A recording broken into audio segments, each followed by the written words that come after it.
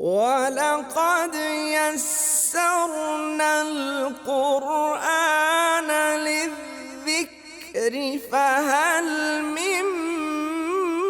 مُّدَّكِرٍ۔ السلام علیکم ورحمۃ اللہ وبرکاتہ۔ الحمد للہ وکفیٰ وسلام علی عبادہ الذین اصطفیٰ۔ اشہد ان لا الہ الا اللہ وحدہ لا شریک لہ واشہد ان محمدا عبدہ ورسولہ صلی اللہ علیہ وآلہ وسلم۔ اللہم صلی علی محمد وعلی آل محمد کما صلیت علی ابراہیم وعلی آل ابراہیم انک حمید مجید۔ اللہم بارک علی محمد وعلی آل محمد کما بارکت علی ابراہیم وعلی آل ابراہیم انک حمید مجید۔ اما بعد فاعوذ باللہ السمیع العلیم من الشیطان الرجیم من حمزہ ونفخہ ونفثہ۔ بسم اللہ الرحمن الرحیم۔ وقال الذی آمن یا قوم انی اخاف علیکم مثل یوم الاحزاب۔ اور کہا اس شخص نے جو ایمان لایا تھا، یا قوم، اے میری قوم، انی اخاف علیکم، مجھے تم پر ڈر ہے، مثل یوم الاحزاب، سابقہ جماعتوں کے دن کی طرح کی حالت کا۔ آیت نمبر 30 سورۃ المؤمن، یہاں سے آج کے سبق کا آغاز اللہ کی توفیق سے ہو رہا ہے، اور سورہ مومن کا یہ وہ حصہ ہے آیت نمبر 28 سے لے کر آیت نمبر 54 تک، جس میں مرد مومن کی تقریر ہے۔ وہ مرد مومن جو آل فرعون میں سے تھا، اور بعض اوقات بعض لوگوں کا خیال یہ ہے کہ یہ فرعون کا چچا زاد بھائی تھا، ایمان لے آیا تھا، اپنے ایمان کو چھپا رہا تھا، اور اس نے توحید کے موضوع پر ایک ایسی تقریر فرمائی فرعون کے دربار میں کہ وہ تقریر اللہ کو اتنی پسند آئی کہ اللہ نے قرآن کا حصہ بنا دیا، اور اس سورت کا نام بھی اسی کے نام پر، یعنی مومن رکھ دیا، کہ ایک مرد مومن کی جو تقریر ہے اسی کے حوالے سے یہ سورت کا نام ہے۔ اور اس کی یہ تقریر جو ہے یہ ان آیات میں آیت نمبر 28 سے 54 تک کے درمیان یہ تقریر اللہ کریم نے درج کر دی ہے، اور گویا یہ قیامت تک کے لیے اس کی تقریر کے ذریعے سے جو توحید کی دعوت کی تاثیر ہے اس کو محفوظ فرما لیا۔ اس نے جو نصیحتیں کی تھی اپنی قوم کو، اب میں نے پہلے بھی عرض کیا کہ وہ کم و بیش 14 نصیحتیں تھیں، اور ان 14 نصیحتوں میں سے چوتھی نصیحت یہ ہے جو آج کی اس آیت میں وقال الذی آمن یا قوم انی اخاف علیکم مثل یوم الاحزاب، کہ اس مرد مومن نے کہا کہ اے میری قوم، مجھے ڈر ہے، انی اخاف علیکم، مجھے تم پر ڈر ہے، مثلا، اس طرح، یوم الاحزاب، جس طرح جماعتوں کے دن کا حال ہوا اس طرح سے مجھے ڈر ہے۔ جماعتوں کے دن سے مراد سابقہ امتیں ہیں، سابقہ جماعتیں ہیں، جیسا کہ اگلی آیت سے یہ بات ظاہر ہو جاتی ہے۔ سابقہ امتوں کے دن، اور دن سے مراد عذاب والا دن، گویا جس طرح سے سابقہ امتوں کے اوپر عذاب کے دن آئے اسی طرح کا مجھے ڈر ہے کہ تمہارے اوپر بھی اس طرح کا دن نہ آ جائے۔ لہٰذا اس نے بہت گویا ابتدا جب اس نے کی تھی گفتگو کی، تو اس نے یہ کہا تھا کہ اتقتلون رجلا ان یقول ربی اللہ، کہ تم کیوں ایک ایسے شخص کو قتل کرتے ہو، صرف اس لیے قتل کرتے ہو اور قتل کرنے کا ارادہ کرتے ہو، جس شخص نے یہ کہا ہے کہ میرا رب اللہ ہے، یہ اس کا قصور ہے کہ اس نے اللہ کو اپنا رب کہا ہے۔ اللہ اکبر۔ تو اب گویا ایمان تو اس نے اپنا چھپایا ہوا تھا، لیکن گفتگو کے دوران میں نے عرض کیا سابقہ درس کے اختتام پر، جب ہم آیت نمبر 28 پڑھ رہے تھے اور 29 پڑھ رہے تھے، کہ آیت نمبر 29 کے اندر جو فرعون نے جو بات کی، قال فرعون ما اریکم الا ما ارا وما اہدیکم الا سبیل الرشاد، اس میں نے عرض کیا تھا کہ فرعون کی جو گفتگو ہے یہ بتاتی ہے کہ اس کے موقف کی کمزوری کو ظاہر کرتی ہے کہ اس کے پاس کوئی جواز نہیں تھا، اور اس نے بالآخر جو ہے نا وہ جواز پیش کرنا شروع کر دیا کہ اب اس کے غلبے کی جو اس کے نخوت تھی اور جو غلبے کا بھوت تھا وہ اس کا گویا اتر گیا اس کی دلائل کے سامنے، اور اس کو سمجھ نہیں آئی کہ میں کیا کہوں، اور پھر بالآخر اس نے کہا کہ دیکھو میں تو جو کچھ کہہ رہا ہوں میں تو بھلائی کے لیے کہہ رہا ہوں، اور جو جس طرح سے میری رائے ہے وہی میں بتاتا ہوں، وہی میں کہتا ہوں، گویا میں کوئی بدنیتی کا اظہار نہیں کر رہا۔ یہ کہہ کے اس نے جواز پیش کرنے کی کوشش کی، اور یہ جواز پیش کرنا گویا اس کے موقف کی کمزوری کی دلیل تھا۔ اب جب اس نے کمزوری دکھائی اور اس کے موقف کے اندر یہ کمزوری تھی، تو اب وہ مرد مومن گویا شیر ہو گیا۔ اب اس کو اللہ تعالیٰ نے اور طاقت، پورے جلال کے ساتھ اس نے کہا مجھے تو ڈر ہے کہ تمہارے ساتھ وہ نہ ہو جو پچھلی امتوں کے ساتھ ہو چکا ہے، لہٰذا بچ جاؤ اس سے، انی اخاف علیکم مثل یوم الاحزاب، جس طرح سابقہ امتوں کے ساتھ ہوا ہے اس طرح کا مجھے ڈر ہے تمہارے اوپر بھی وہ نہ ہو، مثل دأب قوم نوح وعاد وثمود۔ وہ کیا تھا مثل یوم الاحزاب کی اب یہاں تشریح ہو رہی ہے، سابقہ امتوں کی کے دن کی طرح تمہارے ساتھ نہ ہو، یہ مجھے ڈر ہے۔ اور وہ کیا ہے؟ مثل دأب قوم نوح وعاد وثمود، قوم نوح اور عاد اور سمود کے حال کی طرح۔ دأب کا مطلب ہوتا ہے حالت یا حال۔ مثل دأب قوم نوح، جس طرح سے حالت ہوئی قوم نوح کی، وعاد و ثمود، اور عاد کی اور سمود کی، جس طرح سے ان کے ساتھ ہوا مجھے یہ ڈر ہے کہ تمہارے ساتھ بھی اسی طرح نہ ہو۔ والذین من بعدہم، اور ان لوگوں کے ساتھ جو ان کے بعد آئے۔ گویا ایک ترتیب ہے اور ایک پوری کہانی ہے جس کو تذکیر بایام اللہ کہا جاتا ہے۔ اللہ تعالیٰ نے سابقہ اقوام کی تباہی و بربادی کی داستانیں قرآن میں ذکر فرمائی ہیں، تو گویا وہ مرد مومن جو ہے وہ سابقہ امتوں کی تباہی کا حوالہ دے کر یہ ڈرا رہا ہے کہ انی اخاف علیکم، مجھے ڈر ہے کہ تمہارے ساتھ بھی وہی نہ ہو، لہذا تم بچ جاؤ۔ والذین من بعدہم، اور جو لوگ ان کے بعد ہوئے، قوم نوح، قوم عاد اور قوم ثمود کے بعد جو لوگ ہوئے، اس طرح کا مجھے تم سے بھی ڈر ہے۔ واللہ یرید ظلما للعباد، اور اللہ جو ہے وہ اپنے بندوں کے ساتھ ظلم نہیں چاہتا۔ اللہ کبھی بھی ظلم کا ارادہ نہیں کرتا، یعنی کبھی ایسا نہیں ہوتا کہ اللہ تعالیٰ ظلم کے ساتھ فیصلہ فرمائے۔ لوگ گویا یعنی اگر یہ کہا جا رہا ہے کہ سابقہ امتوں کی طرح کی حالت تمہاری نہ ہو جائے، تو اس کا یہ مطلب نہیں ہے کہ تم اس کا استحقاق نہیں رکھتے اور خواہ مخواہ اللہ تعالیٰ تمہارے اوپر وہ حالت مسلط فرما دے گا، ایسا نہیں ہے۔ تم مستحق ہو، اللہ ظلم نہیں کرتا۔ جیسے اللہ کریم نے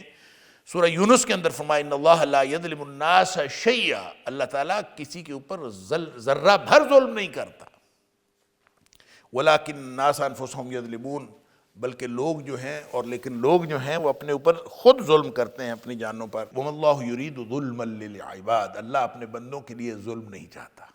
یہ جو ظلم ہے نا عدل کی ضد ہے، اور اللہ نے اپنے اوپر عدل لازم کیا ہوا ہے۔ اللہ نے اپنی ذات پر ظلم کو حرام کر رکھا، یعنی یہ سوال ہی پیدا نہیں ہوتا، اللہ کی طرف ظلم کی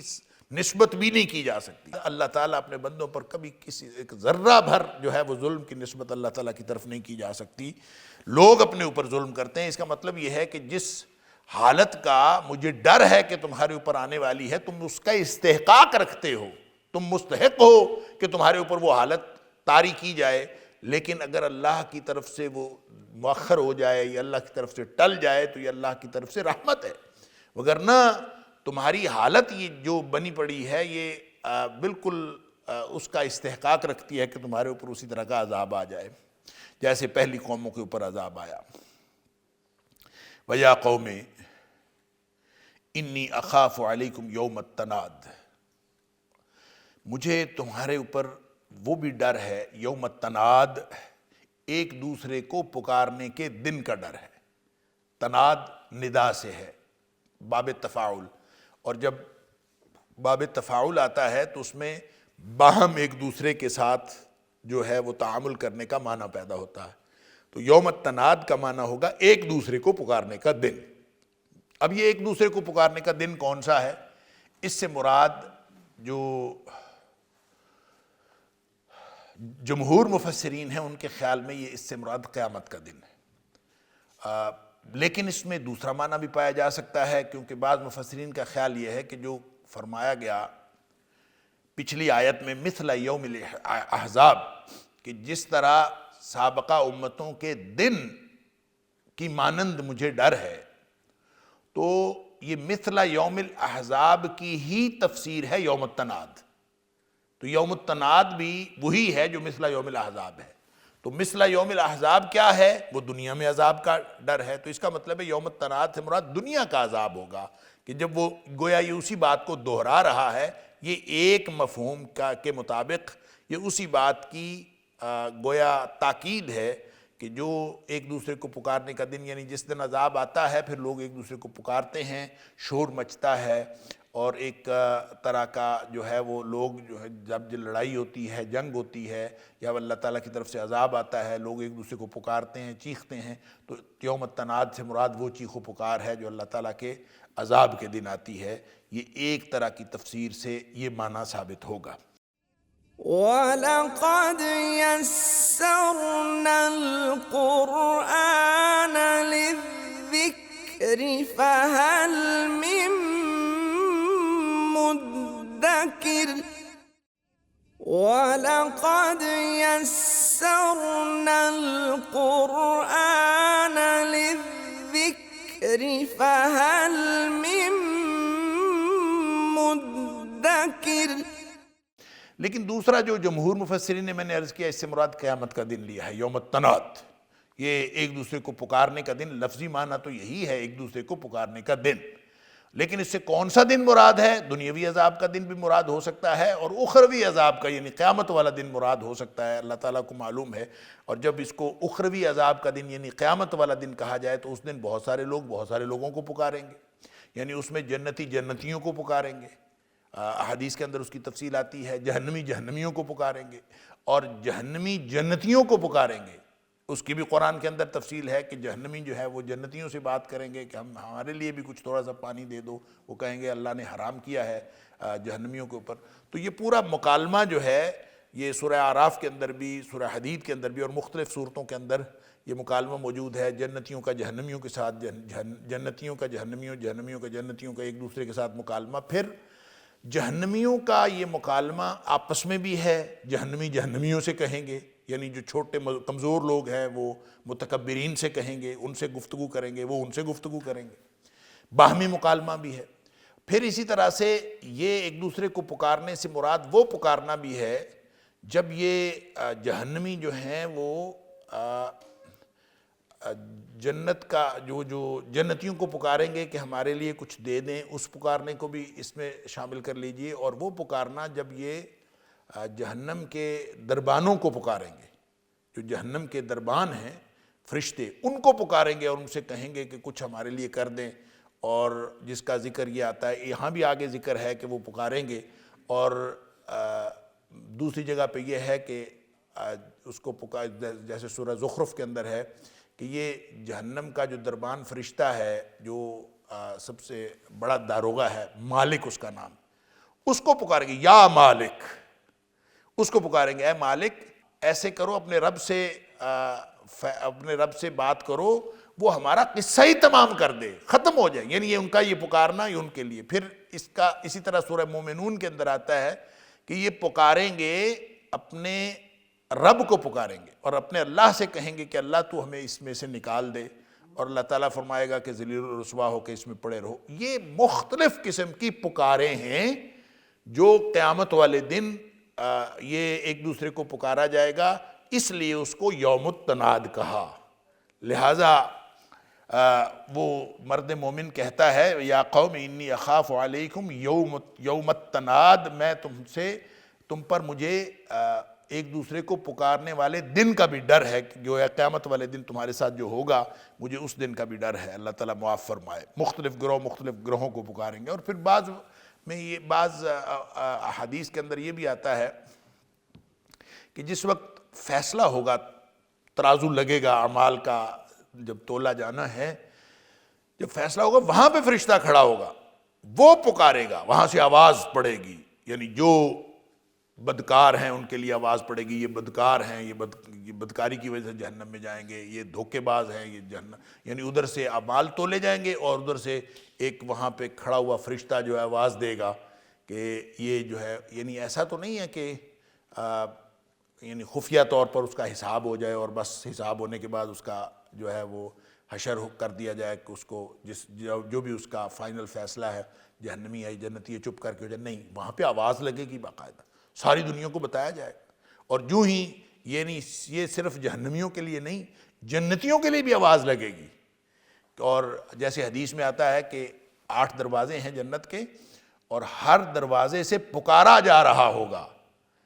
کسی دروازے سے نمازیوں کو پکارا جا رہا ہوگا، روزے داروں کو پکارا جا رہا ہوگا، کسی دروازے سے جہاد والوں کو پکارا جا رہا ہوگا، جس نیکی میں کوئی شخص جس نے زندگی گزاری ہوگی اس کو پکارا جا رہا ہوگا ہر ایک کو، جس میں یہ بھی ہے کہ حضرت ابوبکر صدیق رضی اللہ تعالیٰ عنہ نے پوچھا نبی اکرم صلی اللہ علیہ وسلم سے کہ اللہ کے رسول صلی اللہ علیہ وسلم کوئی ایسا بھی ہوگا کہ جس کو 8 دروازوں سے پکارا جا رہا ہو، اس کا نام پکارا جا رہا ہو؟ تو نبی کریم صلی اللہ علیہ وسلم نے فرمایا ابوبکر میں امید کرتا ہوں کہ تم ہوگے کہ جس کو 8 دروازوں سے پکارا جا رہا ہوگا۔ تو وہ ہے یوم التناد۔ تو انی اخاف علیکم یوم التناد، جو قیامت والا گویا یہ خوف دلا رہا ہے، یوم تولون مدبرین، اللہ، جس دن تم پیٹھ پھیر کے بھاگو گے۔ کہاں بھاگ سکتے ہو؟ اللہ کے عذاب سے بھاگو گے کہاں؟ اب یہ دیکھیں یوم تولون مدبرین، یہ ونس اگین اس میں دونوں مفہوم شامل ہیں۔ دنیا میں جو عذاب اللہ تعالیٰ مسلمانوں کے ذریعے سے ان کو دیتا ہے اور ان کو شکست ہوتی ہے تو اور پیٹھ پھیر کے بھاگتے ہیں آگے لگ کے، یہ بھی اس سے مراد ہو سکتا ہے۔ اور قیامت والے دن جب وہ عذاب کو دیکھیں گے یوم تولون مدبرین، وہ پیٹھ پھیر کے بھاگیں گے، ما لکم من اللہ من عاصم، اللہ اکبر، لیکن اللہ سے بچانے والی کوئی چیز اس دن نہیں ہوگی۔ قیامت والے دن کوئی اللہ کے عذاب سے کوئی چیز بچانے والی نہیں ہوگی۔ جیسے اللہ تعالیٰ نے سورہ قیامہ کے اندر فرمایا یقول الانسان یومئذ این المفر، اس دن انسان کہے گا کوئی بھاگنے کی جگہ ہے، کہیں میں چھپ ہی جاؤں، کہیں میں بھاگ جاؤں۔ اللہ اکبر، کلا لا وزر الی ربک یومئذ المستقر، یعنی کوئی بھاگنے کی جگہ کوئی نہیں، کوئی جائے پناہ نہیں اس دن تو سوائے اس کے کہ اللہ کی طرف ہی جائے قرار ہے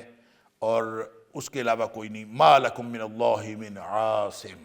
اس دن اللہ سے یعنی اللہ کے عذابوں سے بچانے والا کوئی نہیں۔ ومن یضلل اللہ فما لہ من ہاد، جس کو اللہ نے گمراہ کر دیا ہو یعنی گمراہی پہ چھوڑ دیا ہو، اپنی رحمت سے ہدایت نہ دی ہو، اس کے اعمال کے مطابق اس نے جو کرتوت کیے انہی کرتوتوں پر جانے دیا ہو۔ ومن یضلل اللہ، کیونکہ ہر عمل ہے تو اللہ کی طرف سے، گمراہی بھی اللہ نے پیدا کی ہے، ہدایت بھی اللہ نے پیدا کی ہے۔ کوئی شخص گمراہ ہوتا ہے اپنے کرتوتوں کی وجہ سے، کوئی شخص اپنے اعمال کی وجہ سے نیکی کے راستے پر چل پڑتا ہے، لیکن یہ ہو سکتا ہے کہ کوئی شخص گمراہ ہو، اللہ اس کو اپنی رحمت سے نیکی کے راستے پر چلا دے، یہ تو ہو سکتا ہے۔ لیکن یہ نہیں ہو سکتا کہ کوئی شخص نیکی کے راستے پر جا رہا ہو اور اللہ تعالیٰ اس کو پکڑ کے گمراہی کے راستے پہ لا دے، یہ نہیں ہو سکتا۔ یہ ہو سکتا ہے اللہ کا قانون رحمت اس کے اوپر لاگو ہو جائے، اور قانون رحمت قانون عدل کو سپرسیڈ کرتا ہے۔ ان رحمتی وسعت کل شیء، میری رحمت ہر چیز پر حاوی، اور ان رحمتی سبقت غضبی، میری رحمت میرے غصے پر حاوی ہے۔ یہ ہو سکتا ہے کہ کوئی شخص جو ہے وہ عدل کے قانون کے تحت پکڑا جا رہا ہو اور وہ عذاب کا مستحق ہو، اس کے اوپر اللہ کی رحمت ہو جائے اور اس کو بچا لے۔ لیکن جو شخص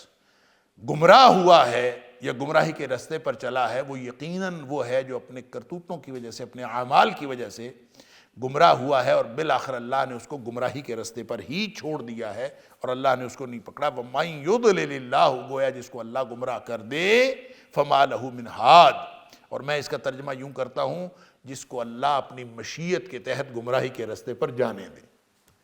گویا اللہ نے، اللہ کی رضا یہ نہیں ہے کہ کوئی گمراہی کے راستے پر جائے، اللہ کی رضا یہ نہیں ہے،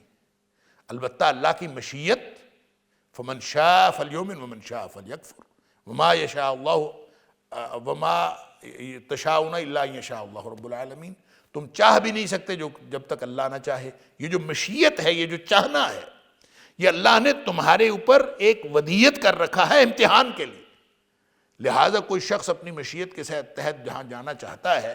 اللہ بھی اس کو اسی طرف لے جانے کے لیے اس کے راستے سیدھے کر دیتا ہے. نولہ ما تولی، جس طرف کوئی جانا چاہتا ہے ہم اس کو اسی طرف پھیر دیتے ہیں. لہٰذا جہاں کہیں قرآن میں اس طرح سے آتا ہے کہ اللہ نے ہدایت دے دی، جیسے شروع میں ہم نے پڑھا ختم اللہ علی قلوبہم، اللہ نے ان کے دلوں پر مہر لگا دی، تو اس کا مطلب یہ نہیں ہوتا کہ اللہ تعالیٰ پہلے مہر لگا دیتا ہے اور پھر باقی نہیں، نتیجتاً مہر لگتی. اسی طرح سے وَمَن يُضْلِلِ اللَّهُ فَمَا لَهُ مِنْ هَادٍ، نتیجتاً جس کو اللہ گمراہ کر دے یعنی گمراہی کے رستے پر جانے دے، فَمَا لَهُ مِنْ هَادٍ، اس کو پھر کوئی ہدایت دینے والا نہیں. وَلَقَدْ جَاءَكُمْ يُوسُفُ، اب یہ تقریر جاری ہے نا مرد مومن کی، وہ کہتا ہے وَلَقَدْ جَاءَكُمْ يُوسُفُ، تمہارے پاس یوسف علیہ السلام بھی آئے تھے. اللہ اکبر. اب ظاہر ہے ان کے پاس تو نہیں آئے، ان کے آباء و اجداد کے پاس آئے تھے. اور یہ ایسے ہی ہے جیسے اللہ تعالیٰ سورہ بقرہ کے اندر بنی اسرائیل کو خطاب کر کے فرماتا ہے تمہارے اوپر میں نے فلاں انعام کیا، یا بنی اسرائیل اذکروا نعمتی التی انعمت علیکم، اے بنی اسرائیل میرے انعام کو یاد کرو جو میں نے تمہارے اوپر کیا تھا. تو ظاہر ہے اس بنی اسرائیل کے اوپر اور ان لوگوں کے اوپر تو نہیں کیا جو مخاطبین تھے نبی پاک صلی اللہ علیہ وسلم کے، ان کے آباء و اجداد کے اوپر کیا تھا. لہٰذا آباء و اجداد کے بارے میں یہ کہنا کہ تمہارے اوپر انعام کیا تھا، اس کا معنی یہی ہے کہ تمہارے آباء و اجداد کے اوپر انعام کیا تھا. تو یہاں بھی جب کہا مرد مومن نے وَلَقَدْ جَاءَكُمْ يُوسُف، تمہارے پاس یوسف علیہ السلام آئے تھے، تو اس کا مطلب یہ ہے تمہارے آباء و اجداد کے پاس آئے تھے. وَلَقَدْ جَاءَكُمْ يُوسُف، تمہارے پاس یوسف علیہ السلام آئے تھے، من قبل، اس سے پہلے، بالبینات، یعنی اب تو موسیٰ علیہ السلام ہے نا، تو اس سے پہلے تمہارے پاس یوسف علیہ السلام آئے تھے اور روشن دلائل کے ساتھ آئے تھے، واضح نشانیاں تھیں ان کے پاس صداقت کی. یعنی یوسف علیہ السلام کے پاس کتنی نشانیاں تھیں کہ یوسف علیہ السلام نے جو زندگی گزاری، ان کی اپنی زندگی، نبی کی زندگی جو ہے بہت بڑی نشانی ہوتی ہے. پھر وہ جو عزیز مصر کی عورت کے ساتھ جو معاملہ ہوا اس میں بھی حضرت یوسف علیہ السلام کی صداقت کی نشانی، پھر کتنی حضرت یوسف علیہ السلام کو اللہ تعالیٰ نے کنویں سے نکالا وہ نشانی، پھر وہاں سے جو خواب آیا وہ نشانی، پھر خواب کے مطابق عملاً جو حالات پیدا ہوئے وہ نشانی، پھر حضرت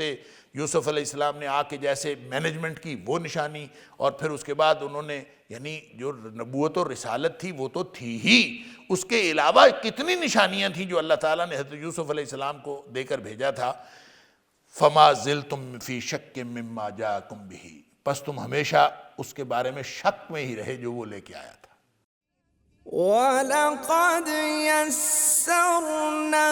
الْقُرْآنَ لِلذِّكْرِ فَهَلْ مِن مُّدَّكِرٍ وَلَقَدْ يَسَّرْنَا الْقُرْآنَ لِلذِّكْرِ فَهَلْ مِن مُّدَّكِرٍ. فَمَا زِلْتُمْ، پس تم ہمیشہ رہے. ما زالا،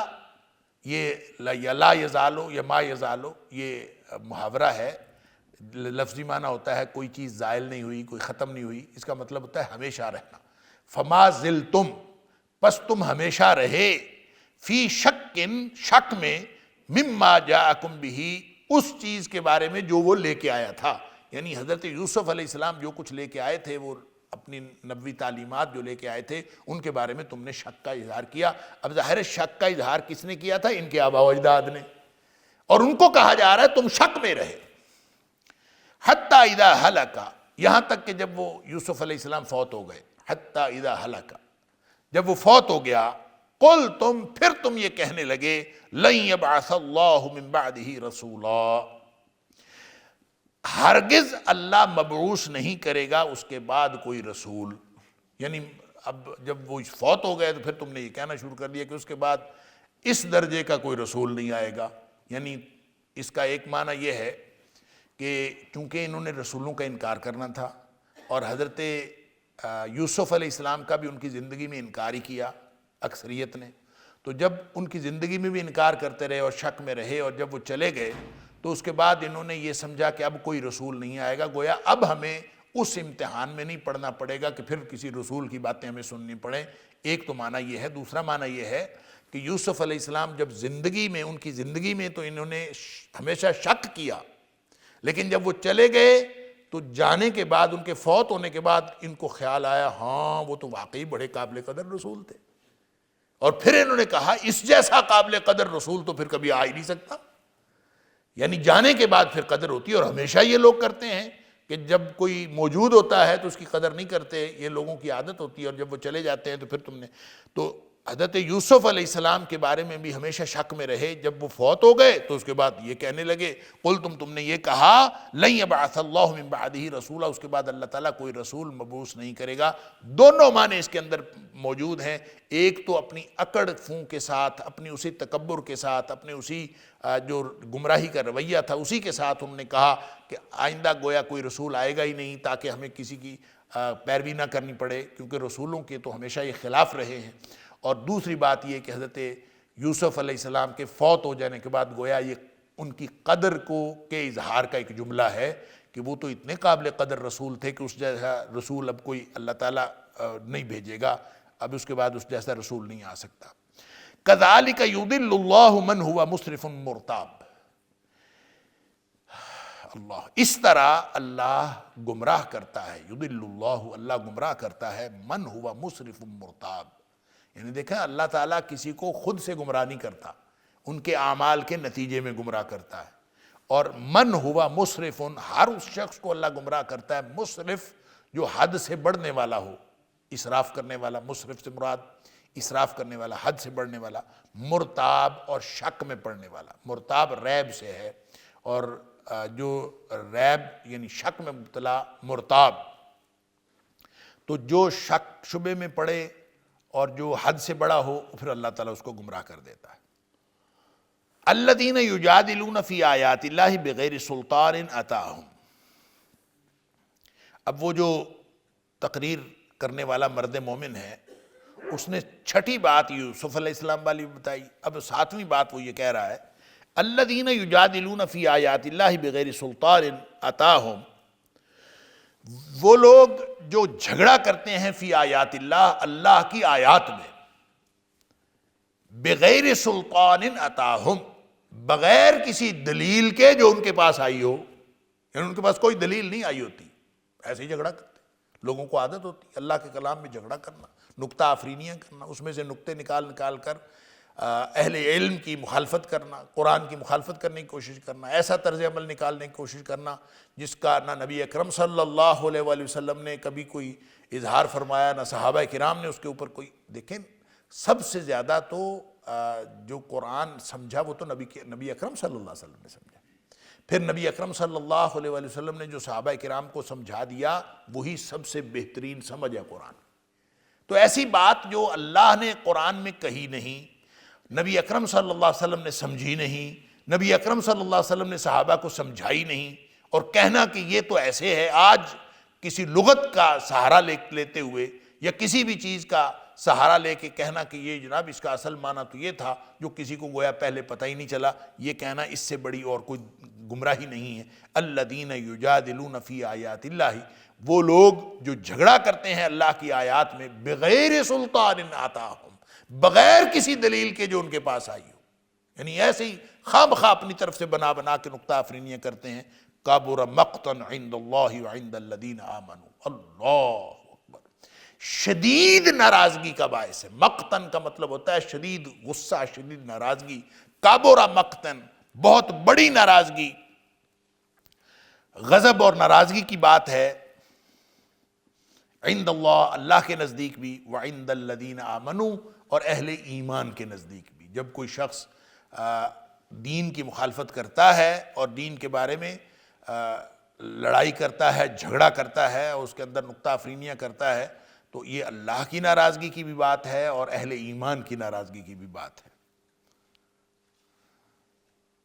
کذالک یطبع اللہ علی کل قلب متکبر جبار، اس طرح اللہ تعالیٰ مہر لگا دیتا ہے، یعنی لوگ اس طرح اعمال پیش کرتے ہیں، لوگ اس طرح کی حرکتیں کرتے ہیں،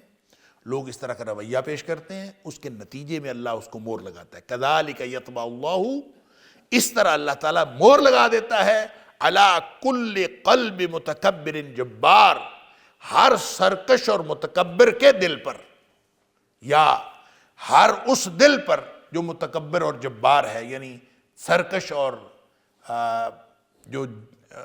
تکبر کرنے والا دل ہے، اس کے اوپر اللہ تعالیٰ اس طرح سے مہر لگا دیتا ہے۔ اللہ اکبر، یہ ہے وہ مہر لگانا جس کو اللہ تعالیٰ نے ابتدا میں فرمایا تھا ختم اللہ علی قلوبہم، اللہ نے ان کے دلوں پر مہر لگا دی۔ اور مہر ظاہر ہے اللہ تعالیٰ ابتداءً نہیں لگاتا، نتیجتاً لگاتا ہے، نتیجتاً مہر لگتی ہے۔ اسی طرح اللہ تعالیٰ گمراہ کسی کو ابتداءً نہیں فرماتا، نتیجتاً گمراہ فرماتا ہے، جیسے ان کے اعمال ہوتے ہیں اس کے نتیجے میں وہ گمراہ ہو جاتے ہیں۔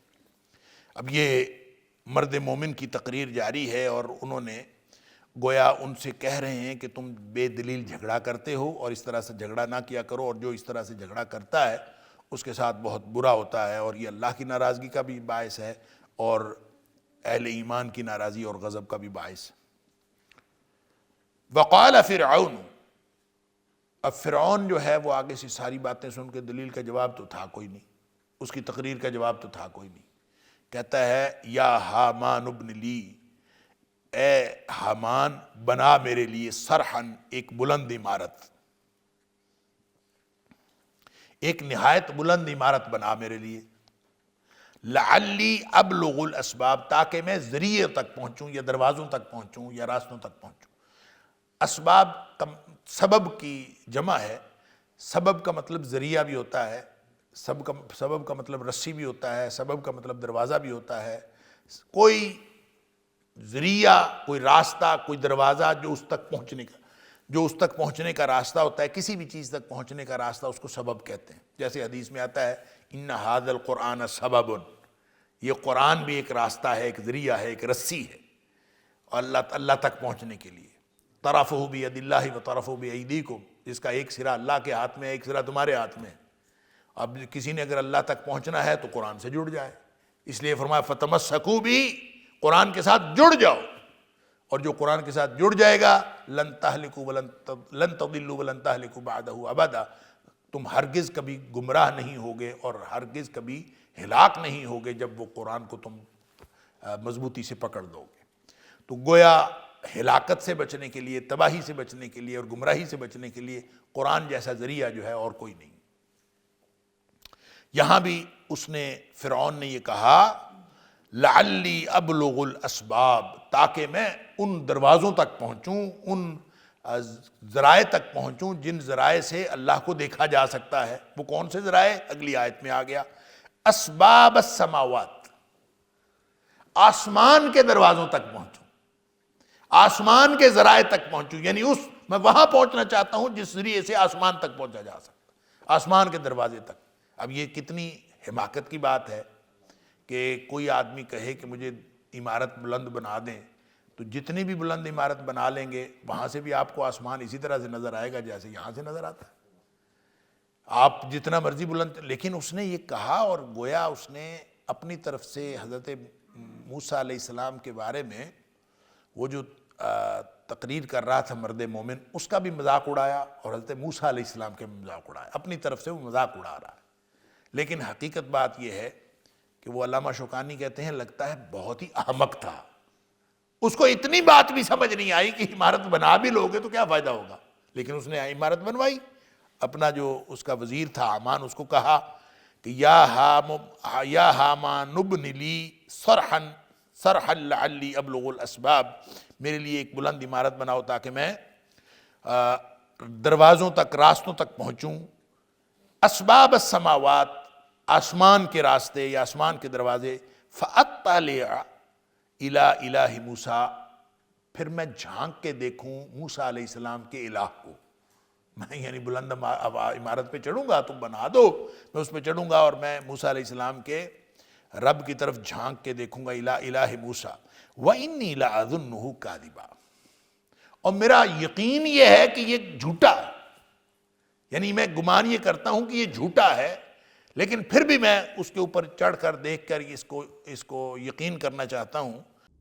إن هذا القرآن يهدي للتي هي أقوم ويبشر المؤمنين الذين يعملون الصالحات أن لهم أجرا كبيرا